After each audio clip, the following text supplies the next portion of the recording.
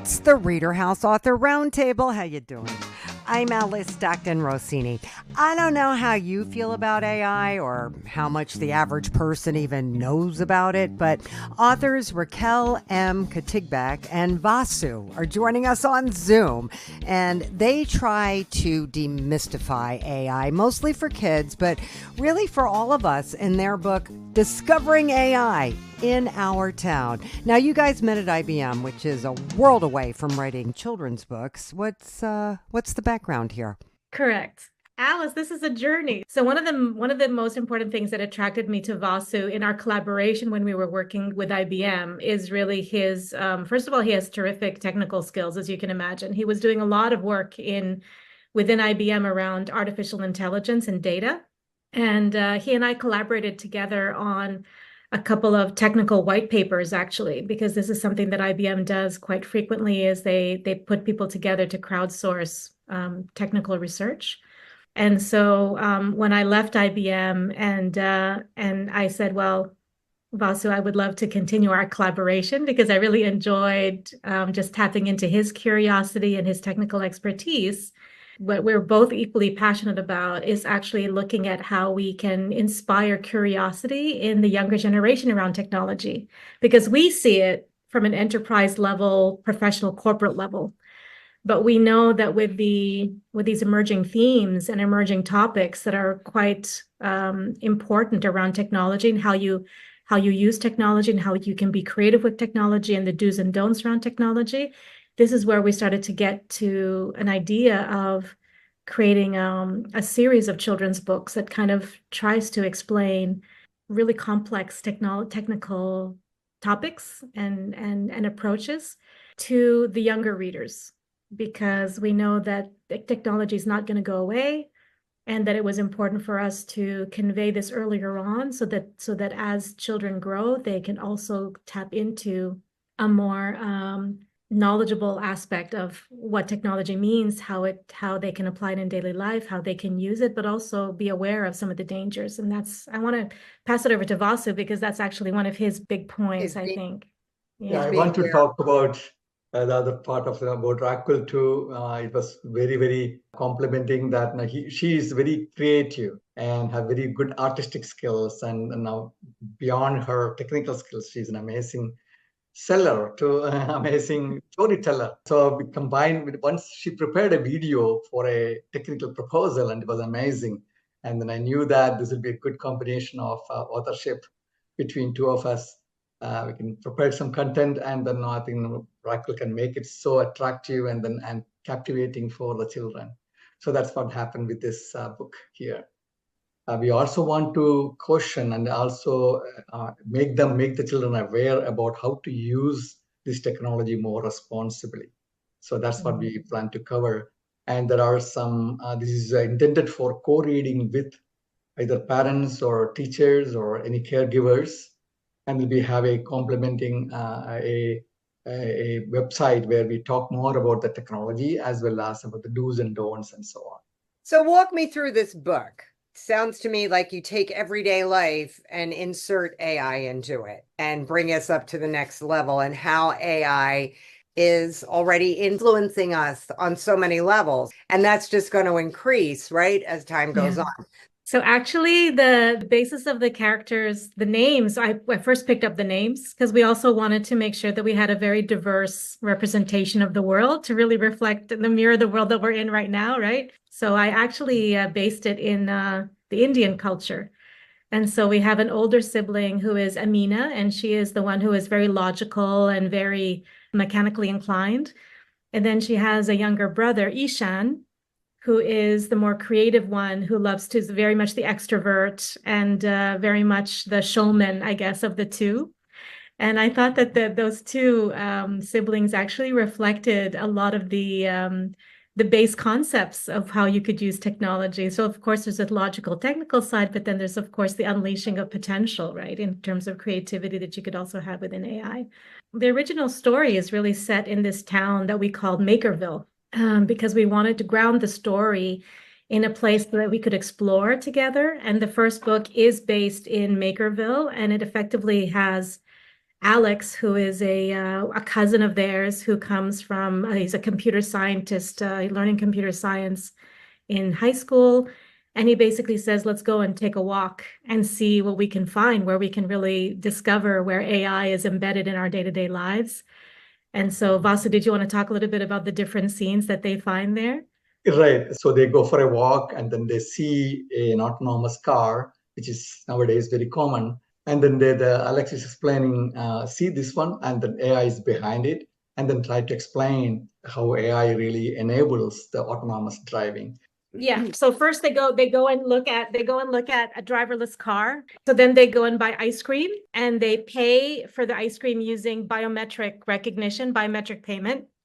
Then they go to a costume shop and they can then virtually try on the costume dress in the mirror without taking off any of their clothes. They just basically go in there, see it.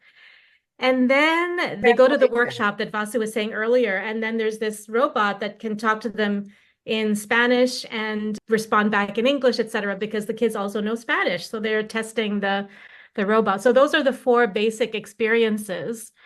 And as Vasu was saying, this is really around just taking very everyday, commonly available capabilities in AI today and just saying it's already happening, right? So let's find out a little bit more about it and understand what's behind all of it. What should we be wary of? So basically, at the end of the call, this one, they were so curious, telling that, oh, can AI tell me a story? Yes.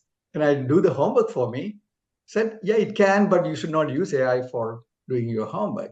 So this is where we are just trying to introduce whether there are do's and don'ts in using this amazing power of the technology. And then we just want to instill that strong commitment and feeling in the students, young minds, that technology is powerful, but use it for the goodness of the human kind, right? So that's what we want to emphasize. And there are more details in our website, the companion website that goes along with the book.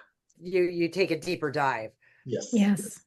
How do we monitor that? Will teachers be able to tell if you wrote it or AI wrote it? There are 2 aspects here, right? The best way to implement any of these guardrails is being self-disciplined. That's what we are planning to really emphasize on, right? I mean, no government rules, regulations can prevent any of these anti-social elements getting access to this technology and doing something harmful. We cannot avoid that. This is very similar to the nuclear technology, right? It can be used for good purposes to generate energy and then for other applications, whereas it could be used for destruction too. So that's where many of the governments, especially in Europe, the European Union has passed very strict regulations on how to use AI technology. And here in the US, they are a little bit laxed because they want to. It's about the thin line between how to encourage innovation versus how to really control the technology, right? But eventually that has to happen.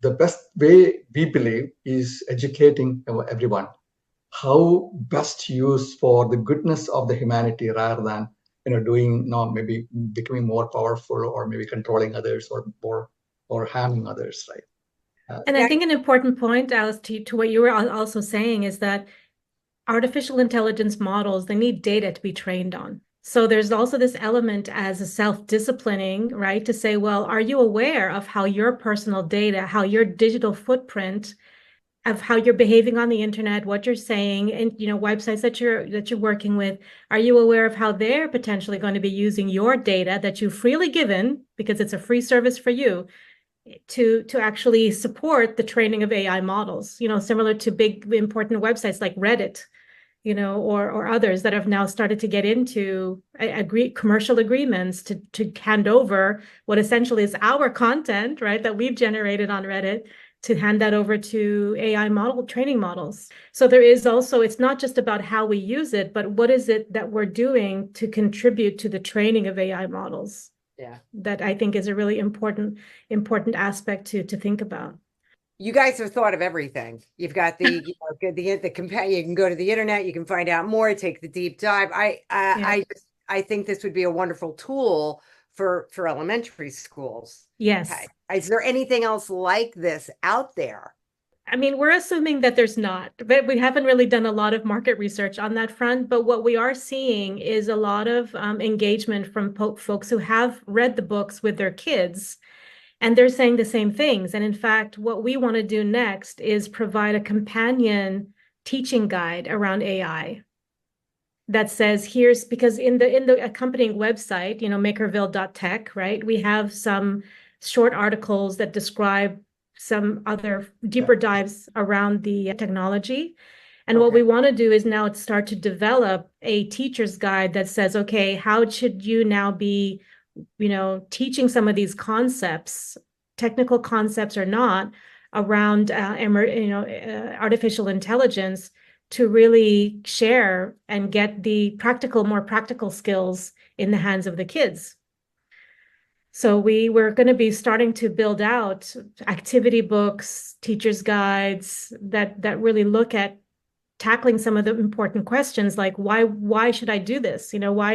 What are the dangers around AI that I need to be aware of as a teacher? And how can we start to build some of this capability in the kids at a younger age? But how do you get to them? So this is the thing. So I'm hoping, so we need to do a lot of marketing with school boards, essentially, and other libraries. Yeah. Yeah. But what we're planning to do would be building a global community around this one. That will take some time to really have that parents, but we want to center around the parents, right? Because we want to make sure that the kids of the age 7 to 10 is not directly accessing this technology. We are planning to provide some access to some of the technology they can play with. But again, we want to caution them that you do this with parents or teachers. That's very important, because we want to really explore their curiosity, their vision, but at the same time in a very controlled manner. We had to put the guardrails around what they're doing and want to really watch what they're doing and so on. That's very important. Even if they don't do anything, still it's fine, but we don't want them to do anything harmful. Right. We can go to the schools and then have storytelling sessions and libraries. Yeah, definitely libraries. And then there are children book exhibitions, and then there are talk shows that are on books. So there are all opportunities. We need to explore all that. And this is we didn't mention that, probably, Raquel, you can mention this is the first of the series of the books we are planning. All right. Now, how many books altogether do you think you're going to do? Probably 6, I think we have in mind. The next one is going to be in the ocean. That's already written. We just have to package it up generate the art for that. The third one is going to be in space. And then we're going to do one around industry, because I think the factory use of AI just kind of brings people closer to what's happening on the production, the manufacturing side of how you use AI in business. There's so many things. I mean, it writes itself practically, Alice, And I think that's really our mission, is to really demystify it first and foremost, right? And that way you can make an educated decision whether you want to engage or not, but just understand that sometimes you don't have a choice, and you are engaging with AI either as a data provider and much less a user, you know what I mean? So that's what I think is a really interesting. Yeah, we carefully thought about it, because people have two opinions about educating kids about this one, right? So, but we were thinking that the genie is out of the jar anyways. So the best way would be to educate so that they can better manage it and then better use for their own learning, as well as improving their curiosity and vision. Great. Thank you so much, guys. Thanks a lot. Thanks. So enjoyable. Thank you. Bye-bye. Ever been to Spain? Well, let's zoom there right now and meet James P. Choca, author of Guatal. James, what are you doing in Spain? First, I have retired, and so I'm enjoying my retirement, but also I'm continuing to write. I'm now writing in Spanish. What did you do for a living? I was a professor at a university. I'm a psychologist. I have several books in psychology, so I love to write, and I've always written. In psychology, I was sort of known, if you want, for writing psychological stuff in a way that was easy to read and people understood easily. And so the APA books that after publishing a book of mine, they liked it, and they offer me other contracts to write other books. And so I've written most of my professional life. But about 6 years ago, 7 years ago, I was working at Roosevelt University in Chicago, and I started taking courses there of creative fiction sort of thing, wanting to expand my writings into that area. And so the book that we are going to be talking about was born out of the classrooms during that time. I was taking the courses, and in each course I had to write something, and what it turned out to be is a chapter of the book. This book is my first book in the area of fiction, but I have written several books, maybe 5, 6 books in psychology. So what was the inspiration for this book?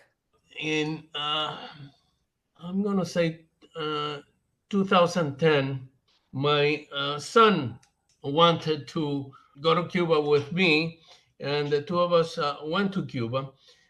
In Cuba, I got together with a cousin of mine who was in the U.S. For a little bit, didn't like it, and then returned to Cuba. You know, he has a family in Cuba and that kind of thing.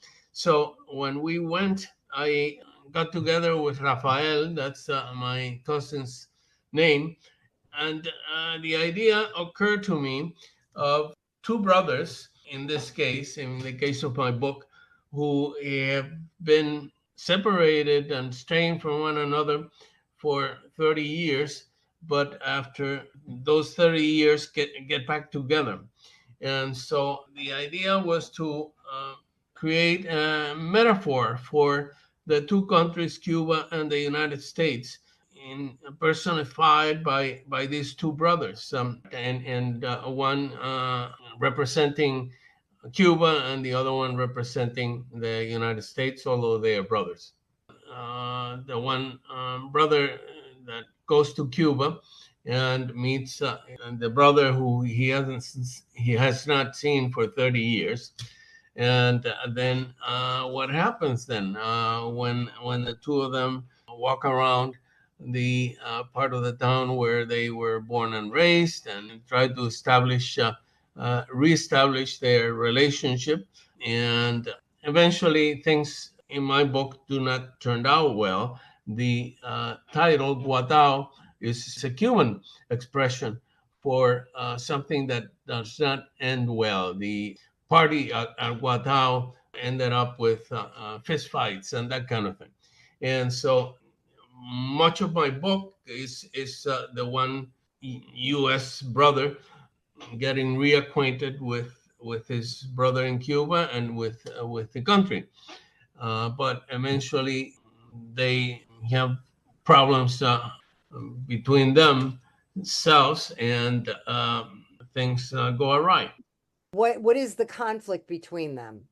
The Cuban brother invites the U.S. brother to come in, and he has gotten permission from the government to write a book or write something on their grandfather was a general in the War of Independence in Cuba and left diaries. They wrote a diary every year, sort of thing, a journal every year. So the Cuban brother has gotten permission from the Cuban government to look at those books, which are kept in a museum, and write a book or a story about the Cuban Independence War based on the diaries that the grandfather wrote.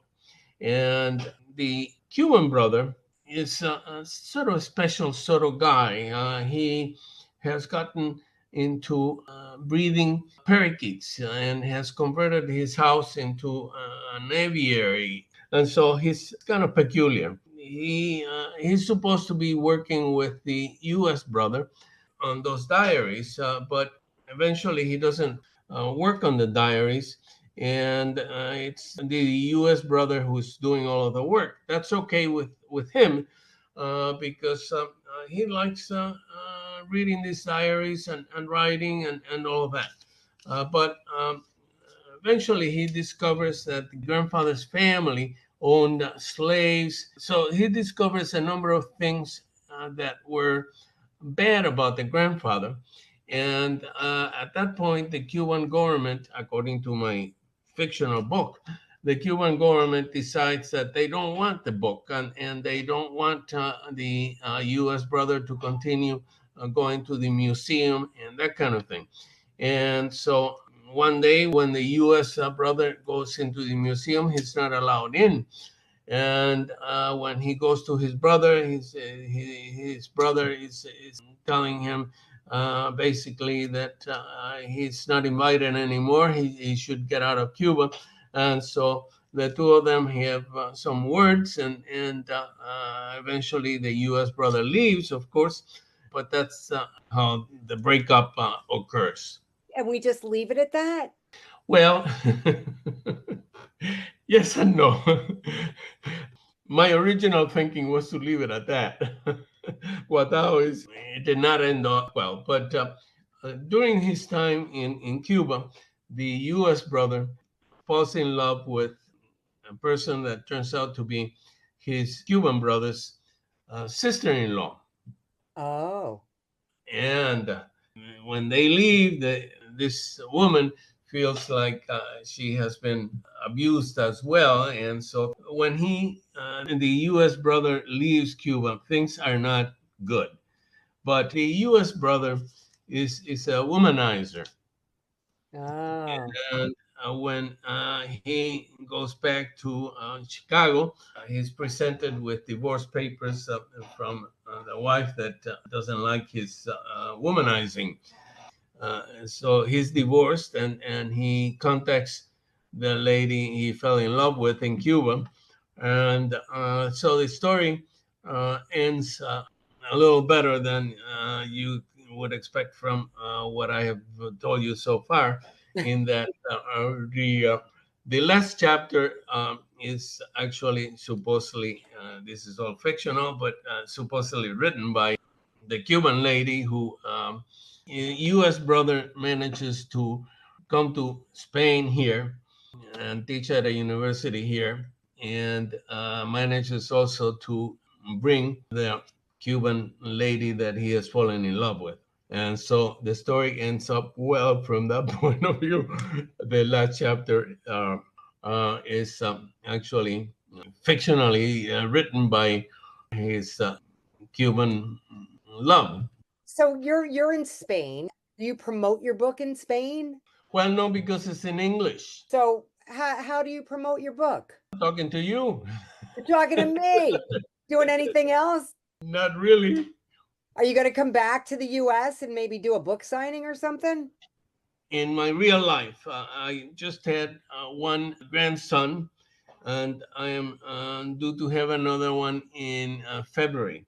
So in probably March or something like that, I will come to the States to meet my two grandsons. And so that's a possibility then. The reason I wrote it was not to make money. The reason I wrote it was because I had fun with it. This was something I wanted to do. I'm not rich, but I'm very comfortable in my retirement. And so if it makes some money, fine. If it doesn't make any money, that's okay too. I had a lot of fun writing it. All right. Well, what's better than that? Thank you so much. Okay, thank you. Brent Allen Northup, a retired teacher turned screenwriter and author of Space for Thomas. He's also an actor, producer, and you're shooting an independent film in the spring. What else, Brent? Yes, I've written stage plays and dinner theater plays and screenplays. And Space for Thomas was my first writing in the novel form. And I've written poetry, too. I published a poetry book. That's great. What inspired Space for Thomas? I was a 12-year-old kid who used to wait in fields for spaceships. I'm 72 now, but back in those days, UFO books were very popular, easy reading books. So I used to read those constantly. And I always wanted to be picked up by a spaceship. And so Thomas is a 75-year-old man who's been waiting for over 60 years, and one finally landed for him. And what happens? Oh, he goes off on a ride, and the aliens that pick him up are made of water, and they speak music. And they scan Thomas when he first in their introduction center, and enables him to understand their musical language and to speak it. And so they give him tours of the ship and the universe, but they also study him. They send him back into his past so they can, as part of their studies of other species. So this is a children's book, yes or no? No, it's not. I'm having it vetted now sort of by a teenage girl, because in going back into his own life, Thomas, as a young man, has designs on some of the beautiful, beautiful alien women he meets, because they look very human, because in their scanning of Thomas, they have found what he considers beautiful, and they presented themselves to him that way. So he has sort of libidinous desires on a couple of them. So I had this student reading it, and I want her to check with her mother, because there are a couple of references to what he would like, and I don't want to be inappropriate with that age group. No, but young adults are really enjoying this, and I've had older adults say that it's particularly good for people over 50. So it seems to be a wide audience. So you say they're made out of water. Yeah. If they're made out of water, how do they take shape? How do they have a form? Well, they're able to, because they can manipulate their own constitution and present to Thomas the way they think he would like to see them. It's the same way they communicate with him, because their communication is mostly music and light. They adapt themselves to be able to communicate with Thomas. And one thing they tell him is, we're related because your species is over 60% made of water. So you are more accessible to us than other species in the universe. Is there any conflict in the story? Yes, there's conflict. There's in his own life, they sent him back into some very harrowing times, and the ship is actually attacked at one point. And you say they send him back. Well, yeah, that's one of the things they do. They also give him tours of the universe and of the ship. So there's quite a bit of science and a lot of research I did for that. It rather confuses him, because some of the conflict is he sort of wants to take control of this ride because he's been planning it for so long, right? But they can't have that control. So one of the ways he studies propulsion is to go under the ocean with one of them. And they study the mantis shrimp, because the mantis shrimp has the capability of creating cavitation, a vacuum bubble under the ocean. It's very powerful. Wow. And so they compare how one of the ways they propel their ships with the mantis shrimp under the water. He also gets visits from people that have been on Earth and have passed on. For example, Sir Arthur Clarke, who wrote 2001: A Space Odyssey. Yeah. And he left him with 4 elements to study for propulsion of the ship: organism, light, music, and water. So he studies each of those elements in a different way. And the attack came from what they called the hydrogen hunters, because they're made of water. Hydrogen, they were delicious to this group, and they had to find their way out of that problem. Thomas is very upset during that, because they get out of it with no heroic fighting, no battles, and they study the human's tendency to need conflict, some more than others. Huh. And how we can't have a good story without it. Interesting. Yeah. So where do you leave us at the end of the book? Thomas returns to his folding chair in the field. Has any time passed in Earth time? No, as a matter of fact, it's the same day that he was picked up. That's so cool. Which is causing some people to believe it was all a dream. But that's not what I intended when I wrote it. Wow. Is this part of a series? I am working on a sequel right now. Are you talking about this? Yeah, in my limited way. I only have one social media account, that's Facebook, but I've been doing it there. Barnes & Noble will schedule me for a reading and a signing. And I have a marketing fellow I'm working with who's going to develop a website and a marketing plan. Great. Now, are you going to make this into a movie? No, I have no plans for that because for low budget independent film, I think it would probably have to be an animated film. Just because of the way scenes change and the characters will suddenly evaporate and another one appears and then they go to another scene. And I think it would be far too expensive for our company. No, my film is quite a bit different. We'll be doing in the spring. All right. Well, listen, I look forward to speaking with you again. Oh, thank you. Adrian D. Nelson says if he didn't start writing, he was never going to get any sleep. The result is a trilogy entitled Church Boy Love. And today we're talking about book 3 entitled Gold Dust. So give us the backstory, Adrian. Strange story. I decided to start writing when I retired 6 years. This was in 2021, which was 12 years back then.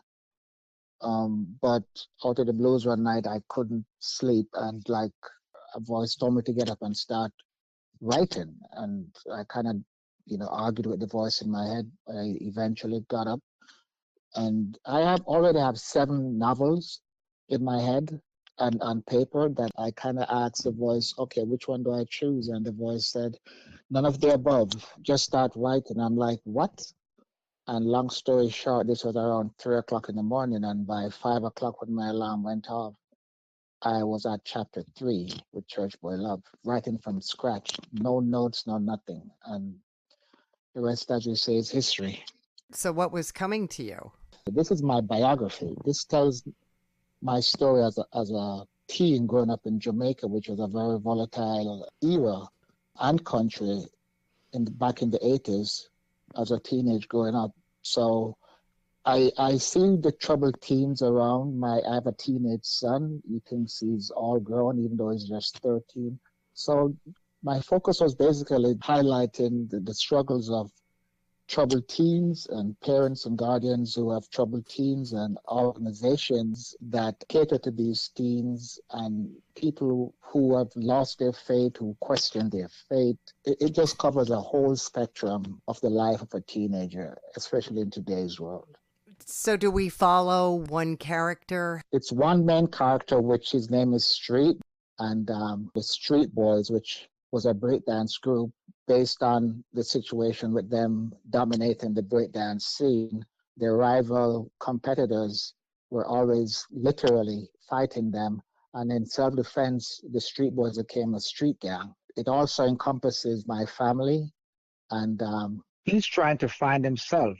He's a straight-A student in school, and he was 17 at the time. But after failing at his faith, he turned to the streets, because he was a Christian. He backslided, and he just turned to the streets to grow up, to find his manhood, and it came with the violence and all the various situations that he encountered, even while attempting to go back to church and trying to renew his faith. That came easier said than done. His faith was wavering. He met this girl, Michelle, a Christian girl, and that came at a price because her father is a pastor, and he was against the unequally yoked relationship with Street and his daughter. But she became his guide to go back into church. But then there came a twist when her ex and her reconciled, and just when he thought he was back on his way to church, he found the love of his life. They broke up, and then with the Street Boys, they also started living their own separate lives. Some migrated, one passed away in book 2, and everything was just spiraling out of control. His mom, she became distant because she worked in another country, so she was unable to stay in touch with them and send them monthly finances because they were all in school, me, my brother, and his girlfriend. So we learned the hard way to grow up in the streets, basically. But we were all college kids doing great, but the financial part of that made us, do unorthodox stuff to get by day by day. Right. So this woman goes back to her old boyfriend and he goes back to the streets. Correct. And what happens? Trouble was waiting for him. But every time he tried to walk away, there was trouble waiting at the next corner. Mainly street fights. He was a teen targeted. Even the church, he got the beatdown of his life because this group in the church, more like a gang to him, the leader of that group was Michelle's ex, which she reconciled with. And they jumped him one day in the restroom after night service. So even in church, it wasn't safe, you know. Taking a bus ride, this guy tries to hold him up on the bus out of the blue, you know, and the fight ensued on the bus. It came to a point where even on the main, which is a main thoroughfare to go to his house, the rival gang, his number one rival gang, they lived on the other side of the street, about 2 blocks down. And it came to a point where we couldn't dare to walk on their side of the street and we had to walk on ours, believe it or not. Everything was so territorial, and we tried our best to stay out of trouble, but in the end, trouble found us, always. So how do you break free of that, short of leaving the country? In book 2, to break free from all of that, when we gave the gang from across the street one good beatdown, after we gave the gang a beatdown, the cops got involved, because they jumped my brother one day when he was coming from work. So me and the street boys and my brother and his friends went over to their territory and their street brawl ensued. The cops came the next day. I was identified because they identified me by my sneakers, interestingly. And we went down to the station. She slapped a track on my ankle and said to report for court or whatever the Wednesday. When she left, I told my brother, no, you asked me how I escaped. I took a run for the hills because I was a part-time tour guide also. So I went to the Blue Mountains and I became the hunted. You know, I was a fugitive. And lo and behold, when I went to my favorite campsite and thought I was going to lay low and let this settle, there were the sardonyx, the same group of guys from church that were having a church retreat. Oh my goodness. And then they said they claimed that they ran a seance on me, and the seance kept saying, find Street, if you find him, kill him. So it became so dramatic. It was a brawl at the campsite. I was running for my life, and true story, with God as my witness, there was a ghost trail and I saw the ghost twice and had a personal face-to-face encounter with her.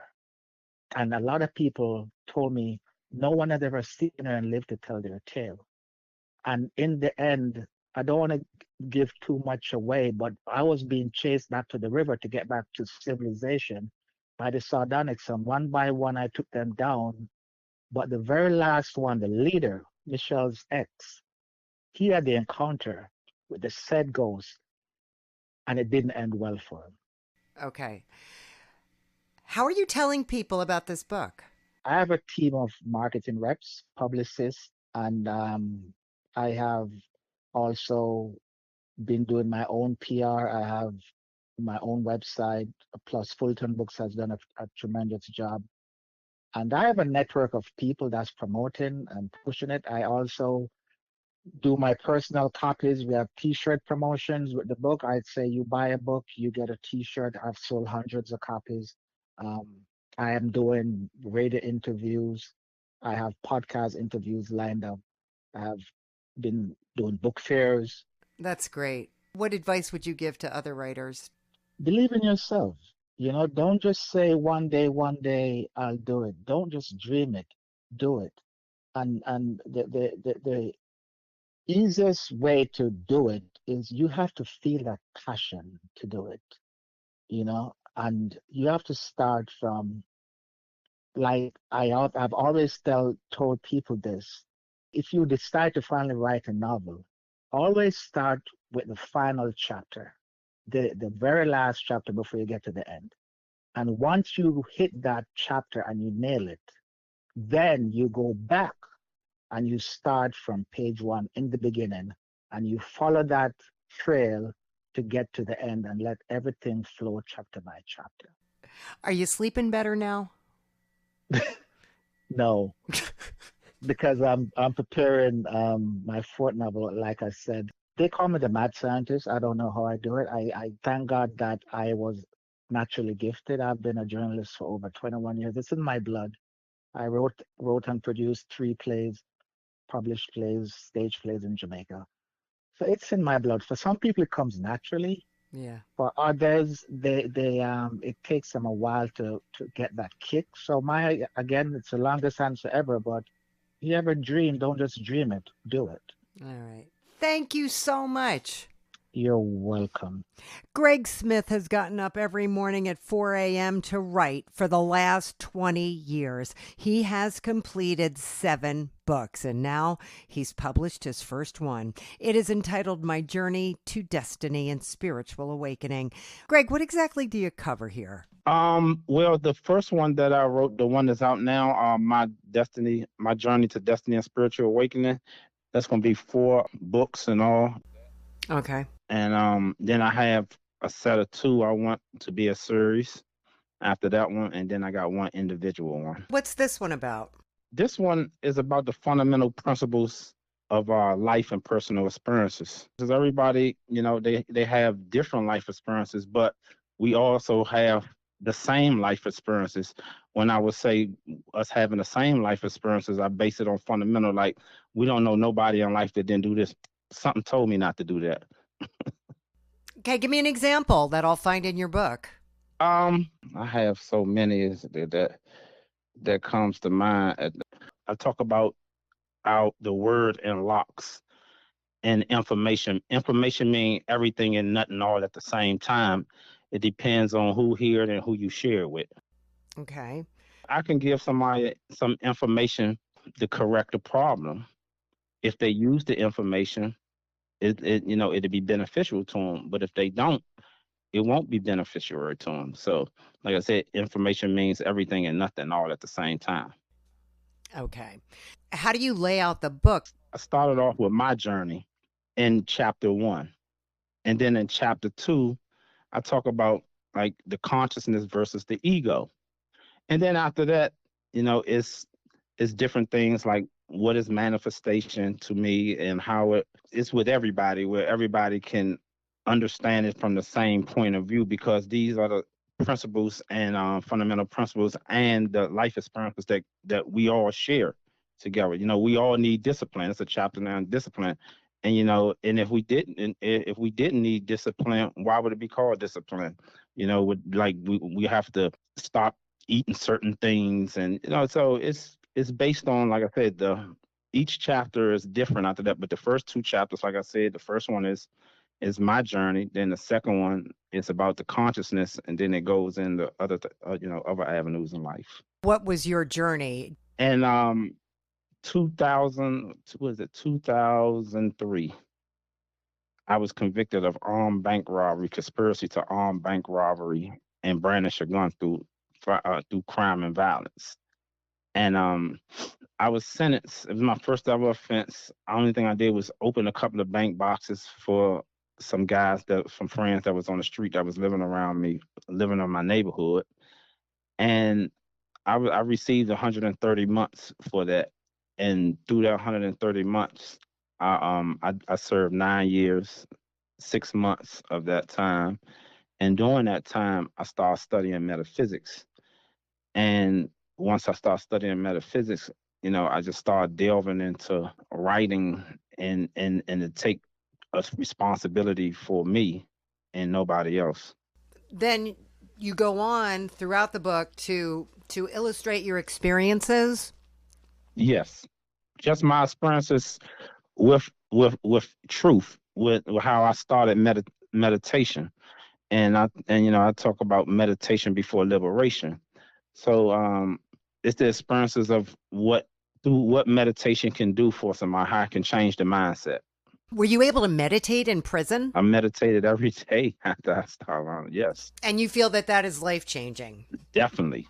Yes, and it's sitting quietly, and also I had to understand that, throughout life we got a lot of thoughts that comes through our brain, and I never wanted to, I learned to not don't try to stop these thoughts that's coming through. Just let them keep filtering and filtering through, and as you practice letting them filter through, they will calm down. So once they calm down, I learned that my inner being was calming. I started to hear things within me that I didn't know I can do. It sounds like, it would be great to get this book to the prisoners that you were with. Well, I think not just them. Anybody.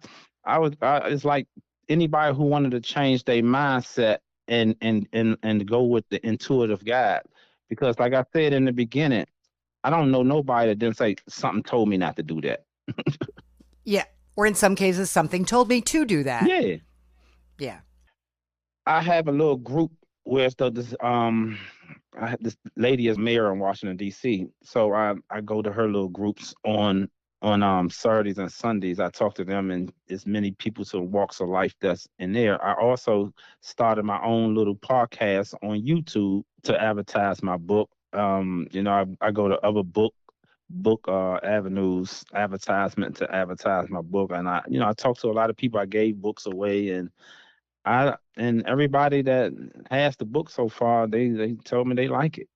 And now you're going to get the other 7 published? Yes, I would just, I wanna get started with this one first, and then hopefully, well, I ain't gonna say hopefully, I am by probably April, I want to start working on the second one. Great. Getting that one published. I just feel like your book is so deep and there's so much. Oh, it is. Trust me. Trust. Like I said, I write every day, and and I patent my little saying that's in my book is life is a mystery to unravel, but never a problem to solve, because we realize there's always a resolution, because problems are forever invented. So true. Best of luck to you. Thank you. All right. Thank you so much for the interview. We hope you enjoyed this edition of the ReaderHouse Author Roundtable, where authors from all walks of life come together to discuss the trials, tribulations, and triumphs of publishing their books. I'm Alice Stockton Rossini. We hope to see you back here every Saturday night at 8 o'clock, or listen to our podcast anytime on Spotify, Apple Podcasts, Stitcher, TuneIn, and PodServe, just to name a few. The Author Roundtable is sponsored by ReaderHouse Online Bookstore, where independent new authors come first.